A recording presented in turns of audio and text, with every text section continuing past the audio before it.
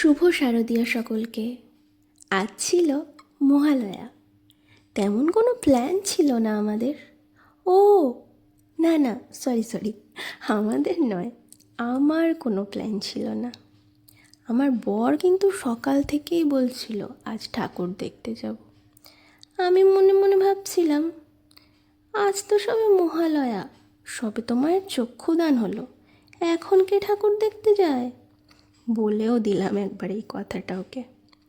আমার কথা শুনে ও মুচকি মুচকি হাসছে দেখে আমি জিজ্ঞাসা করলাম, কি হয়েছে, হাসির কি হলো?